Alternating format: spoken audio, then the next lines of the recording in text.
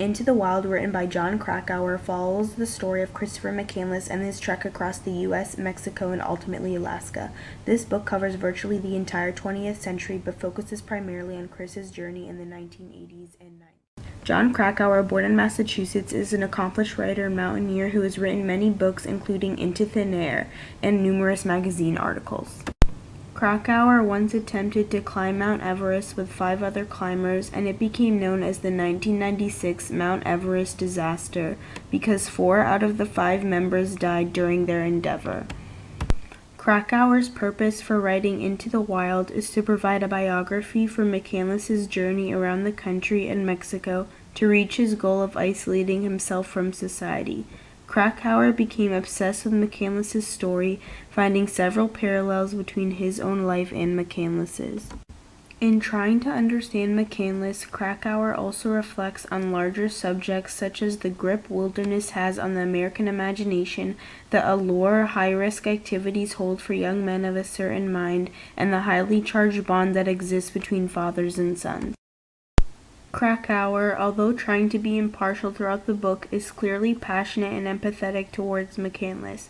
Krakauer uses a disheartened and depressed tone, showing the tragedy of the story, but also uses a reverent tone at times, showing his bias that not everyone has the courage that McCandless has to undertake such a journey. For example, Krakauer compares McCandless to a group of monks called the Papar who risk their lives, not in the pursuit of wealth or personal glory or to claim new lands.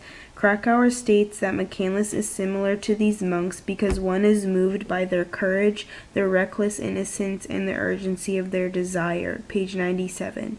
Comparing McCandless to these monks proves his admiration of McCandless's brave actions.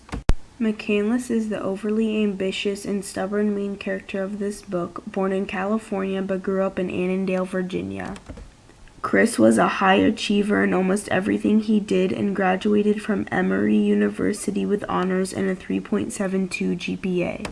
Samuel Walter McCandless is Chris's father and a successful NASA engineer.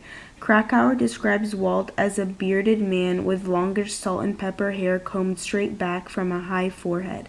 Tall and solidly proportioned, he wears wire-rimmed glasses that give him a professional demeanor. Page 100. Billy Johnson is Chris's mother, who just like any other mom is overbearing and deeply concerned for her kids' safety. After graduating college and cutting off ties with his parents, McCandless embarks on his journey heading directly west in his Datsun when he is 22 years old. McCandless then abandons his car along with most of his belongings in searching for a job, calling himself Alex Supertramp. After McCandless traveled to Northern California, he traveled to Carthage, South Dakota, where he met Wayne Westerberg, who is a hyperkinetic man with thick shoulders and a black goatee and owns 2 grain elevators, page 16. Westerberg soon employed McCandless and was impressed by his work ethic, and the two soon created a close friendship. When Westerberg gets arrested for selling black boxes, which illegally unscramble satellite television transmissions, McCandless moved to Mexico. McCandless eventually makes his way back to America and meets Ronald Franz in Salton City, California. Ronald Franz is a devout Christian who had spent most of his adult life in the Army, page 50. After Franz met McCandless and they were spending time together in California, Franz grew extremely fond of McCandless. After Franz's son died, Franz states that he is the end of the line. When he is gone, his family will be finished, gone forever. So he asked Alex if he could adopt him, if he could be his grandson, page 55. Krakauer explains that McCandless was uncomfortable with this request because he tried his best to evade the impending threat of human intimacy, of friendships, and all the messy emotional baggage that comes with it, page 55. McCandless then leaves Franz and makes his final preparations to travel to Alaska. Jim Gallion, a union electrician, gave Chris a ride to Denali National Park. Concerned with McCandless's lack of gear, food, knowledge, and experience, he tried to dissuade him and help him any way he could. Gallion was the first to identify McCandless's identity after he was found dead by the Alaska State Troopers. Krakauer compares McCandless to other young men who have journeyed into the wild with limited resources, specifically Everett Ruess. Ruess, born in California like McCandless, also went on a journey into the wild at a young age. To give the reader a sense of what McCandless was facing in the wild and to demonstrate the conflict of individual versus nature, Krakauer describes the physical characteristics of each area McCandless stayed. For example, Krakauer explains the detrital wash that McCandless encounters when he was camped beside Lake Mead. During the summer, the superheated air rises from the scorched earth like bubbles from the bottom of a boiling kettle, rushing heavenward in turbulent convection currents. Page 27. This occurred just 2 days after McCandless set up camp beside Lake Mead. Page 28.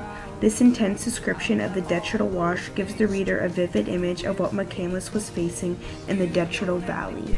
To make McCandless even more relatable to the reader, Krakauer includes personal anecdotes and parallels between his life and McCandless's. Krakauer compares McCandless's bad relationship with his father to his own, making McCandless seem more relatable because the reader can identify with his unstable family dynamic. Krakauer also identifies with McCandless through their expression of love for Alaska and the outdoors from a young age and their overambitious personalities. Although Krakauer tries to remain impartial towards McCandless throughout his biography Into the Wild, Krakauer expresses his compassion for McCandless through his depressing and at times worshipful, almost jealous tone, his use of description and imagery, and comparing McCandless to many other respected men, including himself.